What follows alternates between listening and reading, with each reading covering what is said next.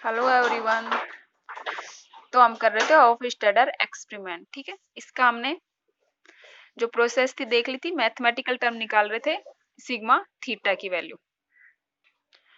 जो Rutherford alpha प्रकीर्णन होता है, रदरफोर्ड अल्फा स्कैटरिंग होती है, उससे हमें, क्योंकि उसका इन्फिनिटी मास वाले न्यूक्लियस मानते हैं, तो इलेक्ट्रॉन का जो स्कैटर्ड होता है उसके लिए हमें स्कैटरिंग क्रॉस सेक्शन फॉर्मूला निकाले। तो sigma theta equal to Z E square upon 8 pi epsilon naught E इसका square 1 upon sine 4 theta by 2 आता है। अगर इसको हमें के की फॉर्म में रखें, K equal to 1 upon 4 pi epsilon naught होता है। ठीक है, तो सिग्मा थीटा इक्वल टू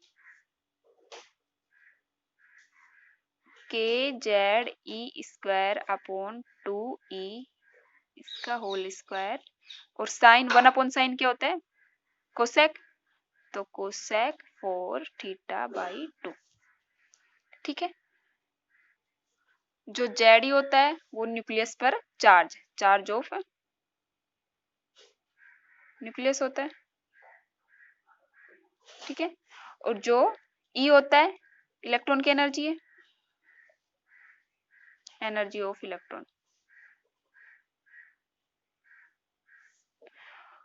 और जो थीटा है वो स्कैटरिंग एंगल है। क्लियर, ये हमारा स्कैटरिंग क्रॉस सेक्शन है ही। और जो एनर्जी होती है वो हमें, जो इलेक्ट्रॉन बीम में हम एनर्जी देते हैं वो 200 से 500 मेगा इलेक्ट्रॉन बीच मेगा इलेक्ट्रॉन वोल्ट के बीच में होती है। ठीक है, उन्हीं इलेक्ट्रॉन का हमें यहाँ स्कैटरिंग मिलेगा जिनकी एनर्जी लगभग इतनी हो। ये क्यों लेते हैं कि ये जो दे ब्रोगली वेवलेंथ है एक फर्मी उसके लगभग इक्वल आती है। ये स्कैटरिंग फॉर्मूला हमने कब लिखा, जब न्यूक्लियस का जो मास है वो इन्फिनिटी हो। ठीक है, अब हम न्यूक्लियस को एक बिंदुवत फॉर्म में माने एक बिंदु है, तो उस कंडीशन में स्कैटरिंग क्रॉस सेक्शन फॉर्मूला क्या होगा हमारा, देखना एक बार। सिग्मा थीटा, ये किसके लिए, बिंदु के रूप में माने, पॉइंट के रूप में, तो क्या हो जाएगा Z E square upon 8 pi epsilon naught E. अगर उसको उसकी फॉर्म में लिखना चाहो के की फॉर्म में तो वो लिख देना। ठीक है, square 1 upon sine 4 theta by 2 है। ठीक है, cos square theta by 2 upon 1 plus 2 E M C square sine square theta by 2। तो ये हमारे एक, अगर न्यूक्लियस को, एम न्यूक्लियस का मास है यहाँ। ठीक है, जो एम है मास ऑफ न्यूक्लियस है, अगर उसको बिंदुवत फॉर्म में माने तो हमारा स्कैटरिंग फॉर्मूला ये हो जाएगा। अब जो न्यूक्लियस होता है उसमें चार्ज डिस्ट्रीब्यूशन के लिए उसकी चार्ज डेंसिटी माना कि रो आर है, तो रो आर क्या होगा, चार्ज डेंसिटी अगर रो आर है तो हमारा जेड ही है, जो न्यूक्लियस का चार्ज है वो क्या हो जाएगा, 0 to infinity rho R 4 pi R square D R. ये क्यों है, ये स्पेयर का एरिया है। ये क्यों लिया, क्योंकि इसको हमने गोलीय सममिति के रूप में माना है, जो न्यूक्लियस है उसको गोलीय सममिति के रूप में माना है। ये चार्ज डेंसिटी है, इसका अगर चार्ज निकाले तो हमारे पास ये आ जाएगा। तो इस कंडीशन में हमारा इलेक्ट्रॉन स्कैटरिंग जो फॉर्मूला होता है, स्कैटरिंग इक्वेशन होती है, वो क्या मॉडिफाइड रूप में sigma theta equal to sigma theta point के लिए इंटू एफ क्यू इसके मॉडुलस का स्क्वायर। अब यहाँ एफ क्यू क्या है, एक नई बात है। एफ क्यू क्या है, जो एफ क्यू है इसको बोलते हैं फॉर्म फैक्टर।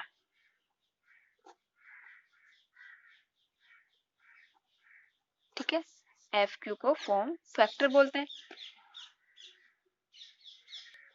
जो एफ क्यू है न्यूक्लियस के चार्ज डिस्ट्रीब्यूशन पर निर्भर करता है। ठीक है, इसके चार्ज डिस्ट्रीब्यूशन पर निर्भर करता है, इट मीन्स इसकी चार्ज डेंसिटी पर निर्भर करता है जो फॉर्म फैक्टर।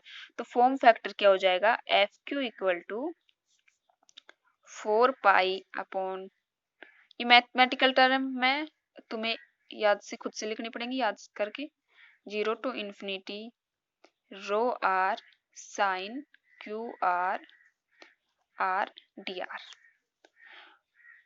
ठीक है, तो ये हमारे फॉर्म फैक्टर है।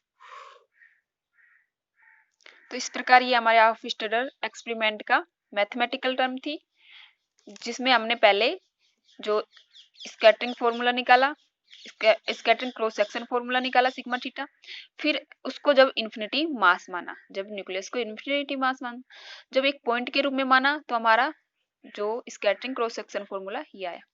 अब उसमें हमने जो चार्ज डिस्ट्रीब्यूशन का हम अध्ययन कर रहे थे हॉफस्टाडर एक्सपेरिमेंट से, तो चार्ज डेंसिटी रो आर है, तो रो आर के कारण हमें जो चार्ज डिस्ट्रीब्यूशन मिलता है वो इस प्रकार मिलता है। अब जो टोटल अगर सिग्मा थीटा निकालें, तो सिग्मा थीटा पॉइंट के रूप में और एफ क्यू स्क्वायर, क्योंकि चार्ज डिस्ट्रीब्यूशन का अध्ययन कर रहे हैं, तो एफ क्यू चार्ज डिस्ट्रीब्यूशन पे डिपेंड करता है। चार्ज डिस्ट्रीब्यूशन बोले तो चार्ज डेंसिटी पर डिपेंड करता है। ठीक है, एफ क्यू फॉर्म फैक्टर है, यहाँ फॉर्म फैक्टर क्या है, 4 pi upon q Z e 0 to infinity charge density sine q r r d r. ठीक है, तो इस प्रकार हम ये जो हमारा मिलता है cross section formula, scattering cross section formula, ये इसकी मैथमेटिकल टर्म है। क्लियर? तो इसी के साथ हमारा ये चैप्टर खत्म होता है। लगभग सभी हो गए इसमें कंप्लीट टॉपिक। ठीक है, तो कल करते हैं हम नेक्स्ट चैप्टर इसी का, बाकी इसमें कुछ बच रहा होगा तो वो भी कर लेंगे। ओके।